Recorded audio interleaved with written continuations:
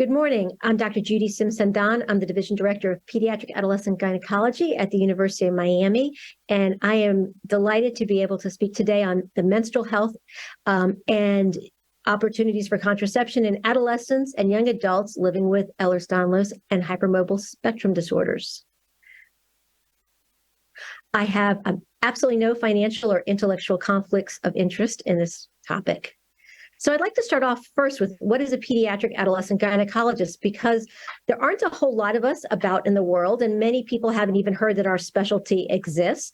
I'm an OBGYN by training, and my specialty is taking care of both pediatric and adolescent patients who present with problems with their periods, ovarian cysts, heavy menstrual bleeding, endometriosis, vulvar pain, girls who need contraception, girls who are struggling with issues at puberty, girls with special needs who need a little extra help with menstrual management.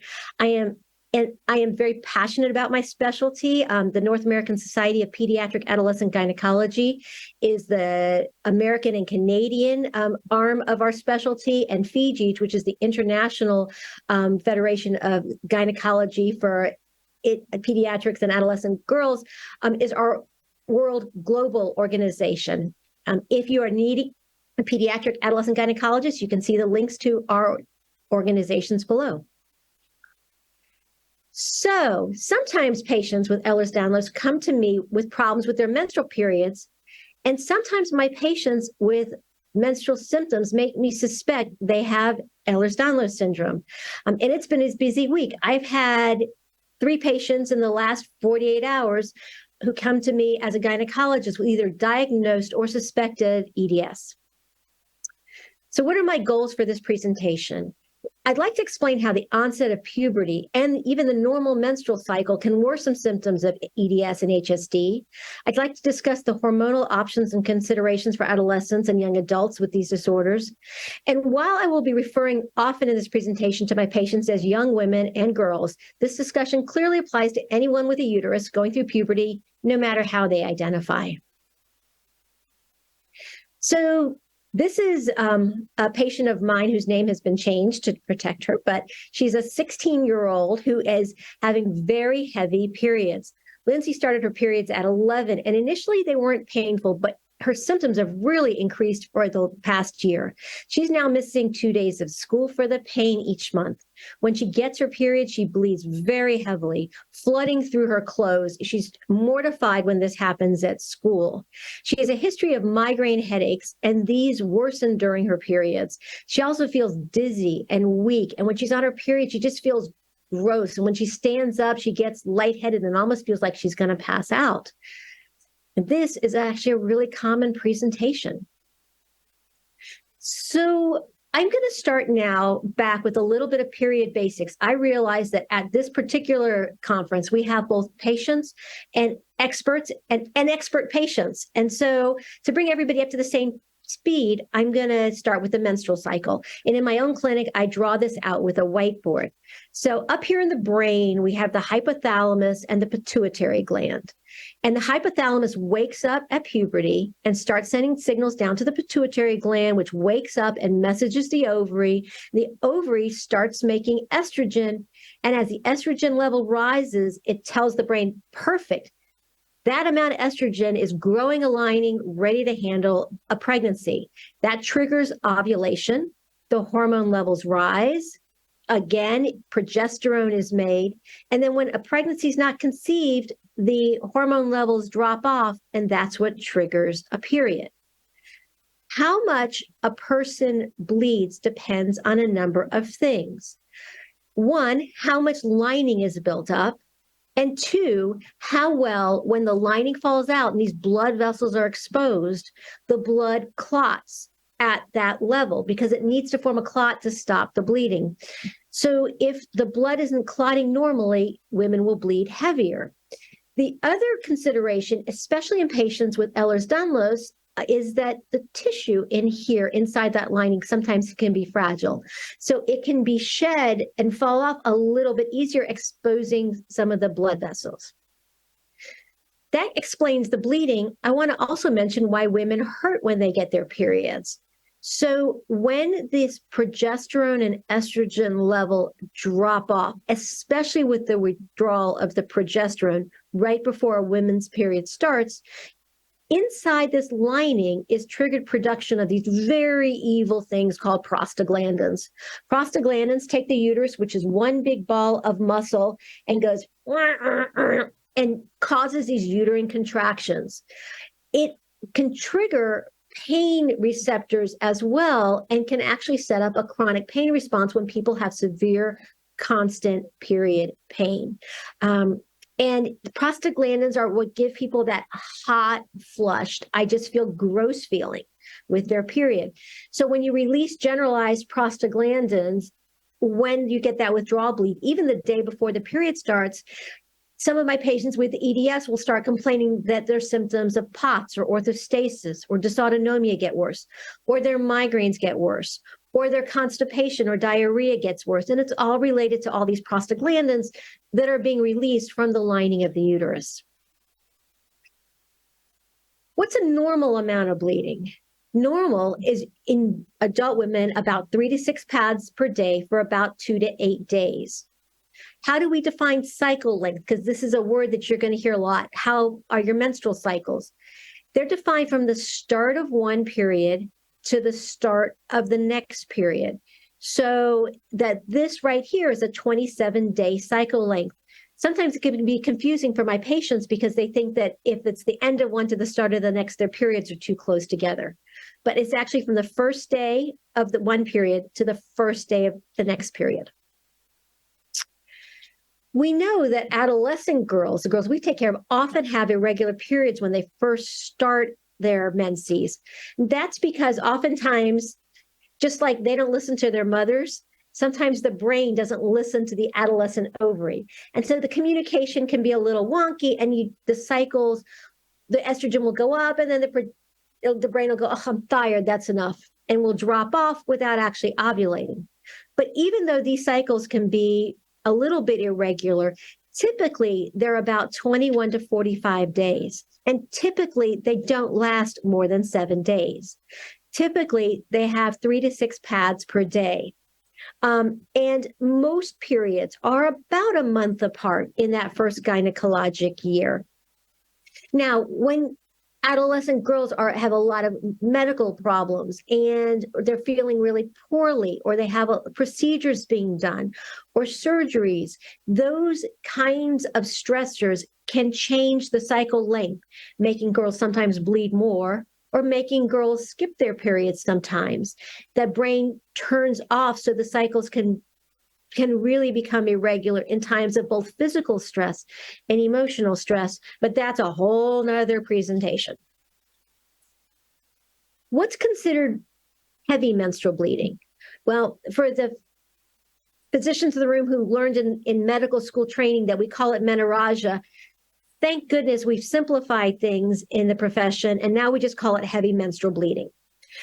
Heavy menstrual bleeding is bleeding that lasts longer than 7 days, flooding or gushing blood that limits your daily activities, such as social activities, school, exercise, passing blood clots bigger than a quarter, changing a tampon or pad every hour or less on the heavier days. And I'm sorry, for the international audience, a quarter is about this big, so about 2.5 centimeters, or as we're still using the imperial system here in the United States, about an inch. Also, if patients have iron deficiency or prior anemia needing treatment and they're having heavy periods, that's really an indication that they're bleeding too much. And according to the International OBGYN Society, if a person says they're bleeding too heavy, it's too heavy. Let's do something about it.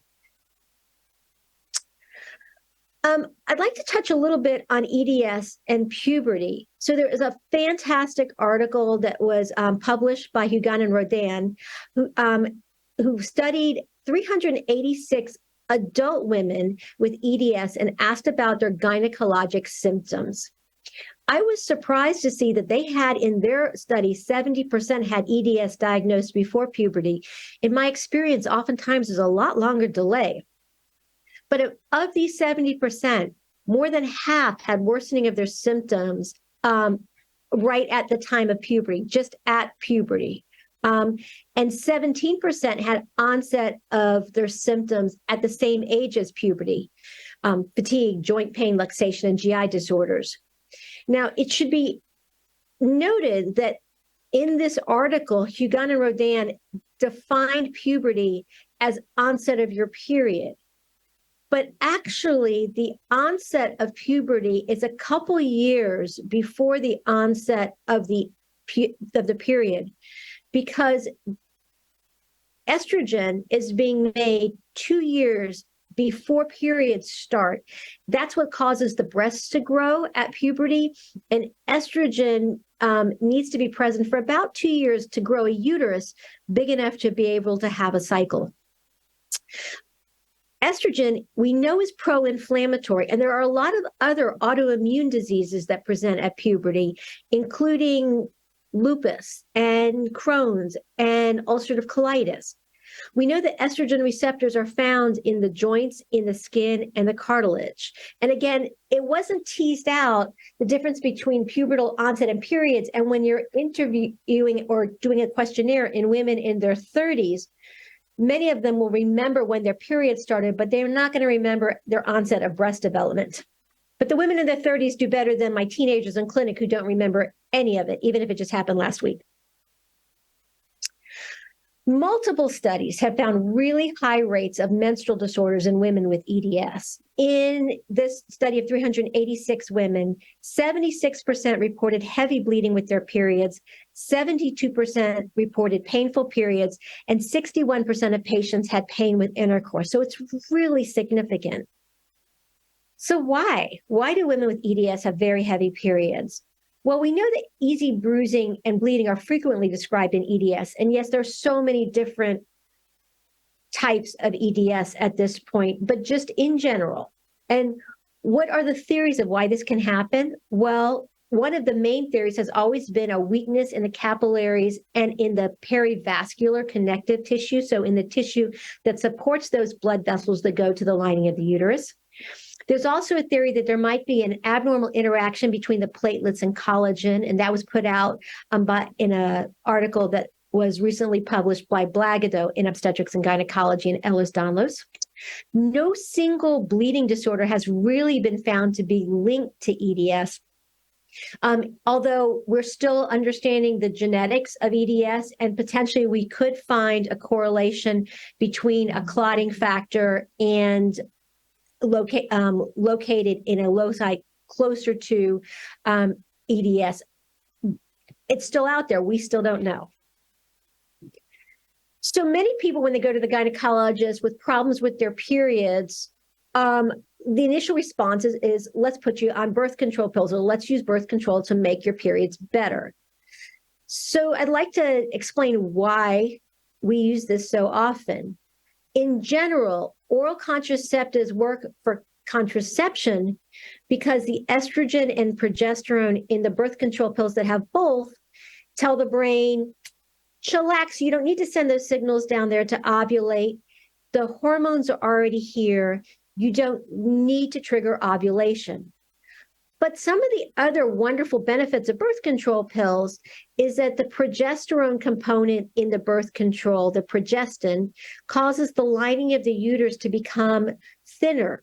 And when that happens, you make less prostaglandins and you have less to bleed, which is really the critical help from the birth control pills.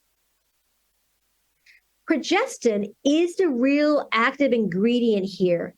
And it's safe and effective for control of many menstrual symptoms.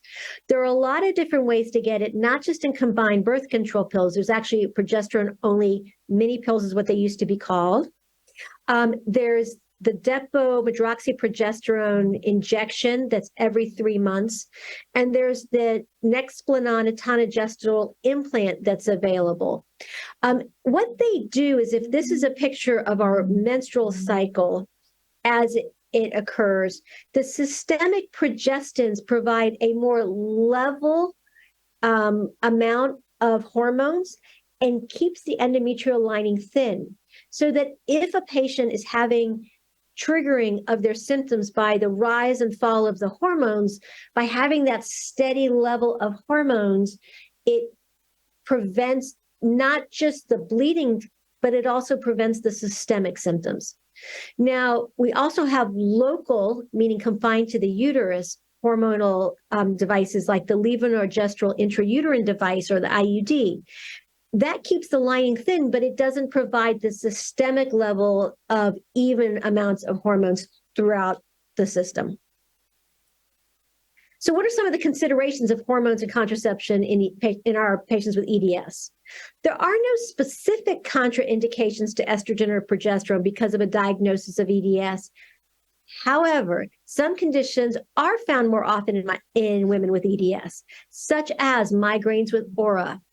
And the reason why we don't use estrogen-containing birth control in patients with migraines with aura is that migraines with aura increase the risk of a stroke, by a ischemic stroke specifically, by about 50%. And then birth control pills increase the risk of a thrombotic or stroke caused by clot by 50%. So the combination, in theory, has been a concern that we would really increase stroke risk with use of estrogen-containing birth control pills.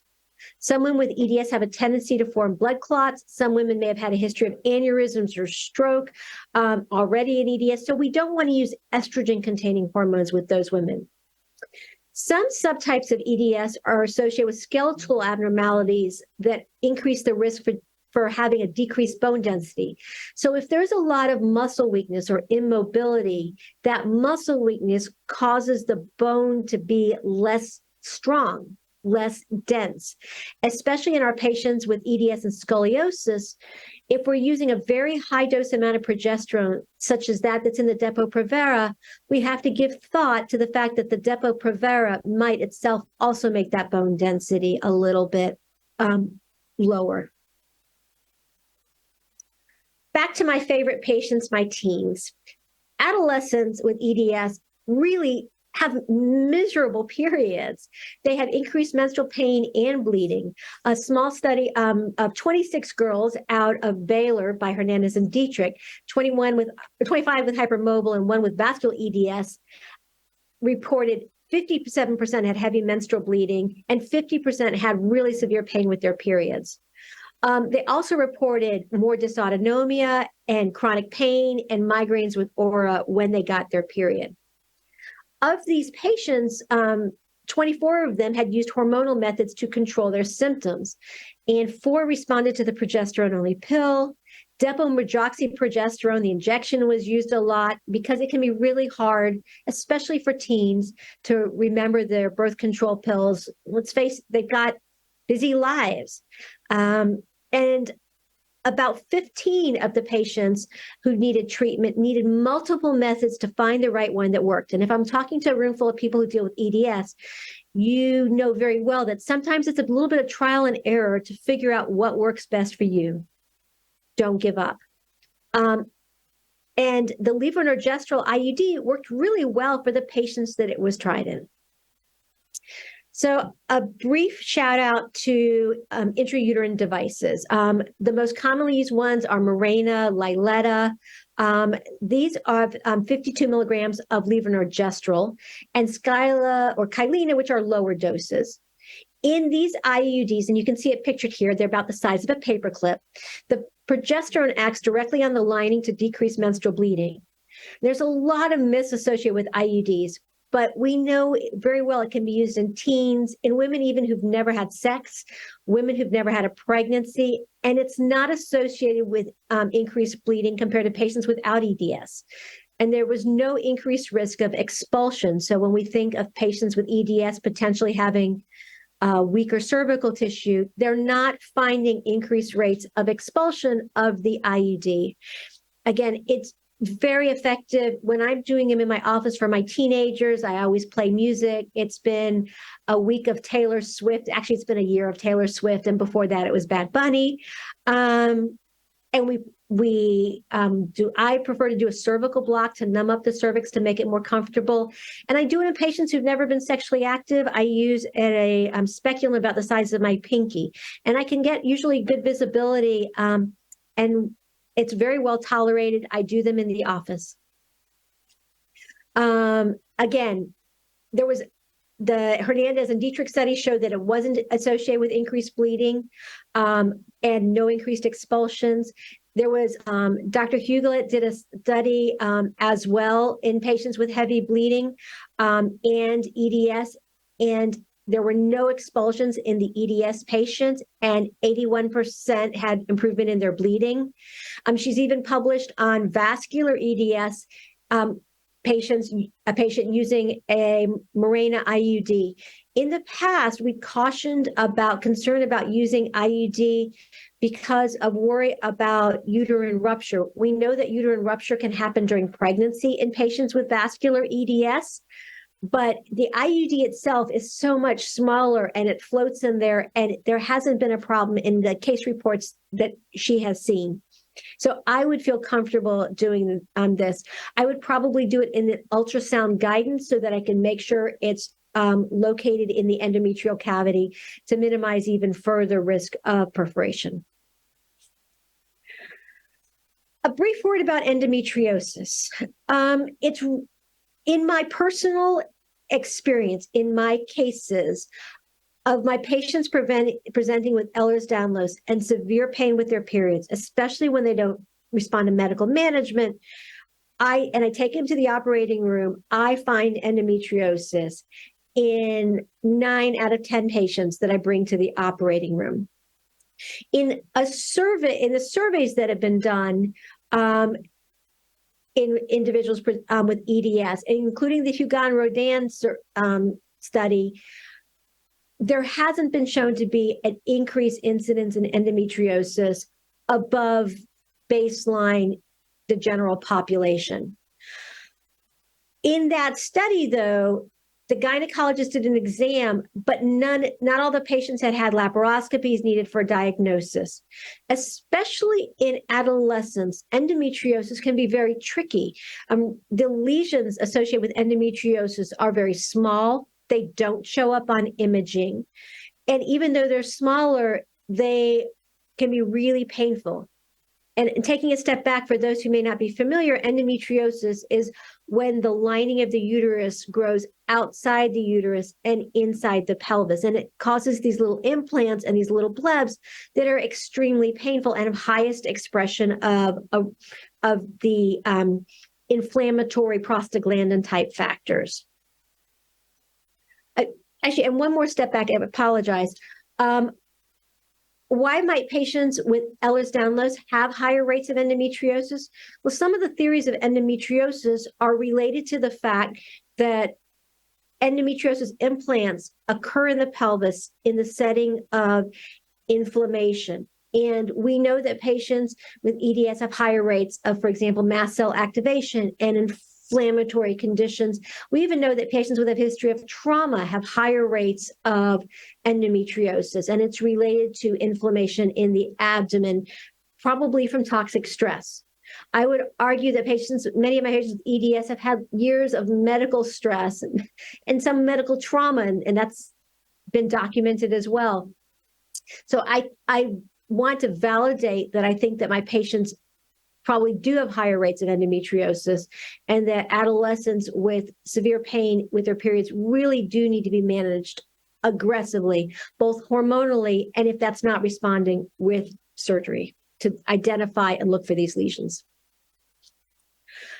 Finally, one other non-hormonal way to control heavy periods is use of tranexamic acid. It's a non-hormonal method that can stabilize blood clots when they form. It can be used for the first 5 days during somebody's period, and it's really good in patients who are trying to avoid hormones, for example, if they're trying to conceive a pregnancy or they haven't tolerated them well before. Tranexamic acid is available in different dosing depending where you live in the world. So you have to use your local guidelines. In the United States, we use 2 of these 650 milligram tablets every 8 hours. It's just taken during a woman's period. In my experience, it may not work as well sometimes in patients with EDS, as sometimes it's not just a clot formation issue, it's a tissue fragility problem. So back to my patient, Lindsay. Lindsay had a full workup for bleeding disorders of her very heavy periods, and everything was negative. We checked every clotting factor known to man. She tried tranexamic acid, which worked well for 5 days to somewhat decrease her bleeding, but she still had prolonged bleeding lasting for 10 days. So I dug deeper into history, and dang it, she had reported hip dislocations. She's had reflux symptoms, gastritis symptoms, as well as dysautonomia. She had been in numerous emergency rooms and had so many negative experiences of people gaslighting her, saying, are you sure you really have these problems? Are you sure you really have this pain? Really trying to imply that it was all in her head, that she was having such terrible periods. I did Baton testing, and she was positive 9 out of 9. She also had increased skin elasticity. I referred her to Dr. Forgani, my local amazing expert in Ehlers-Danlos syndrome, for evaluation. And we discussed the potential underlying causes of her many symptoms. I've started on the progesterone-only mini pill and counseled her strongly to consider an IUD. Stay tuned. I hope Lindsay gets a lot better. Thank you for listening, and have a lovely day.